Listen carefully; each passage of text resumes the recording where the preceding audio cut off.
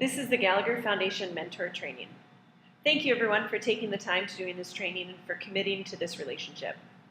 I understand everyone has very busy lives, so please know how much we appreciate this. In 2016, that was the first year of our mentorship program in Turkey, and we continue to expand and try to improve the program each year. We are looking for ways to better meet the needs of our scholars in the program, and what better way than to connect them with a Gallagher graduate. Your experience and understanding what they're going through can be very influential on your mentee. You may or may not have been a part of a formal mentor program. Even if you weren't, there have been influential people in your life. If you look at your worksheets, look at the first couple questions. When you have a big question or problem to work through in your life, who are you most likely to turn to for guidance or advice? For me, when I was growing up, it was my parents, some teachers, and a coach I had. Depending on the guidance I needed, influenced who I went to for the advice. Many times I got the advice even when I wasn't looking for it. That's usually how my dad delivered his advice, when you least expected it.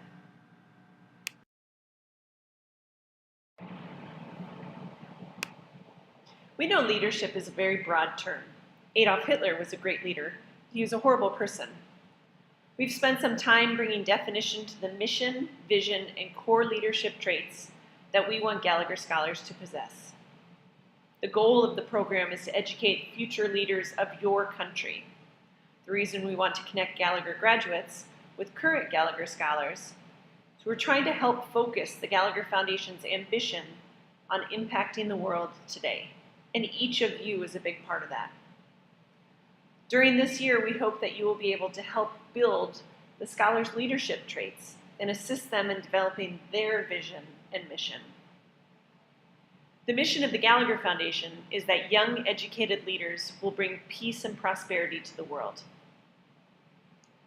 Vision: the Gallagher Foundation supports the visions of young leaders to positively impact their developing countries through college scholarships and membership with a community of scholars and alumni who share the same commitments. We feel there are 5 core leadership traits that all Gallagher Scholars possess.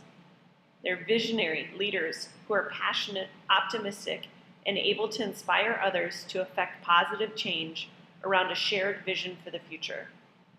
They're ethical leaders who are honest, uncompromising in their values, and driven to do what is right. Tolerant leaders who embrace the ideas and experiences of others and challenge themselves to grow through new perspectives. Diligent leaders who take responsibility for their conduct and persevere in the face of adversity. Committed leaders who are dedicated to their communities, countries, fellow Gallagher Scholars, and lifelong learning.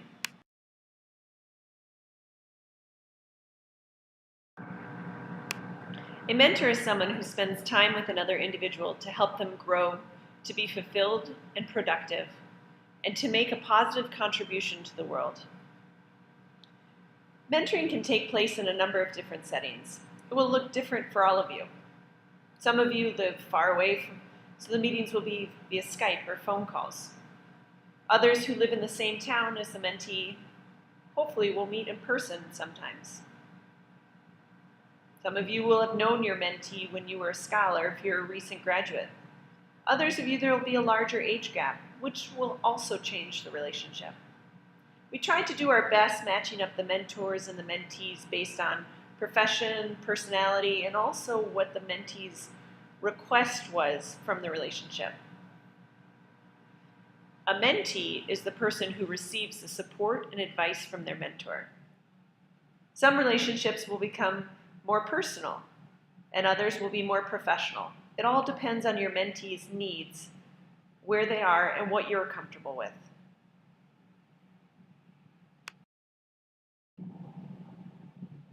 A mentor is a trusted listener, ongoing resource for assistance, discreet colleague, and a source of thoughtful guidance.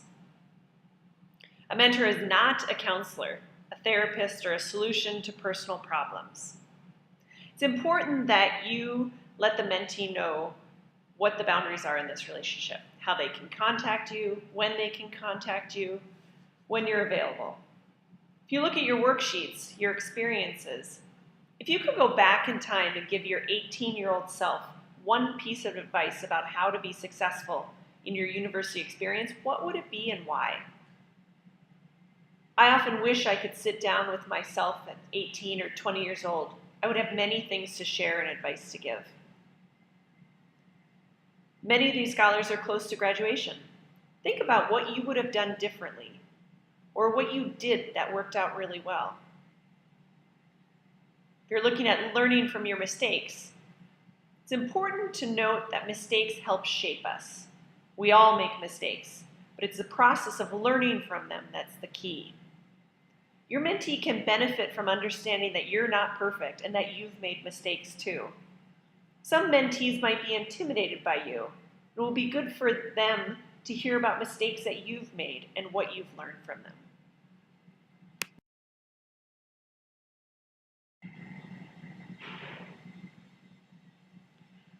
We found that there are three major stages of a mentor-mentee relationship. First stage is developing rapport and building trust.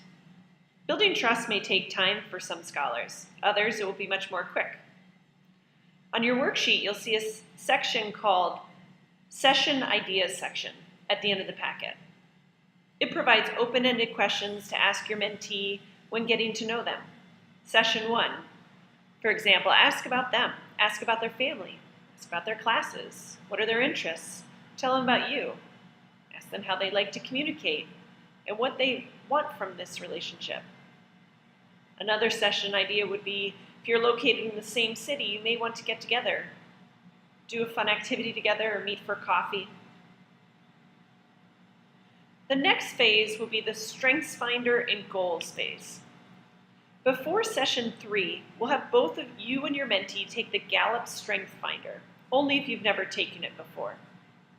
Then before the goal setting phase, talk about your top 5 strengths and what that means.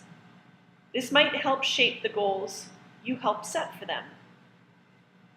Then help your mentee identify goals they want to accomplish. If you're familiar with setting SMART goals outlined in the back of the packet, use that technique. SMART stands for specific, measurable, achievable, realistic, and timely. If not, in the back of the packet, we've provided further in-depth explanation of the GROW and SMART models. In summary, break it down in small steps and explore ways of reaching these goals. On your worksheet in the goal setting section, we asked you to think back to when you were in your mentee's shoes. Did you already have an articulated goal in mind for yourself and your future? If yes, what steps did you take during your university years to achieve that goal? If no, when were you able to define a goal for yourself? Think about your life now. Do you have professional goals? Do you have personal goals? Ask yourself, how can this self-reflection on your goals help you assist your mentee in their goal setting? The final phase of the relationship is closure. Some of you will develop a very strong relationship with your mentee, and others it won't be as close. Either way, just make sure you bring some sort of closure to the relationship. They know how to contact you in the future, a way to sort of finish or close the relationship for the year.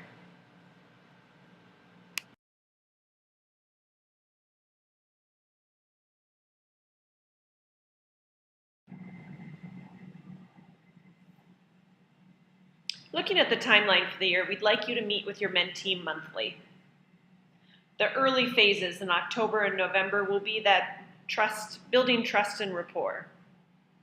Then as you get further into the relationship, it will be that goal setting sessions.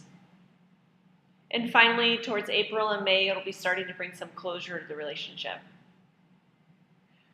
New this year, we have a lead mentor who will be checking in with you throughout the year to see if you have enough support in your relationship, if you need anything else.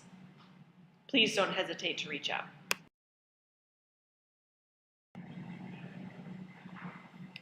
Next steps. Review the timeline, handbook, and suggested activities. Schedule the initial rapport building session with your mentee. Ensure that you are connected with the mentor WhatsApp group for support. New this year, we're going to have both you and your mentee take the Gallup StrengthsFinder. Begin to think about the goal setting process. And don't hesitate to ask for help. Some lessons learned we've had is that this relationship will only work if both you and your mentee are committed to it. We ask that you initiate the first meeting, and after that, it's important that both parties initiate the meetings. One of the biggest challenges for mentors is finding a time to meet each month for about 30 minutes at a time. Find a time that works best for both of you and try to stick to it. Many mentors say that once you start rescheduling a lot, it gets difficult to find a time to be committed to.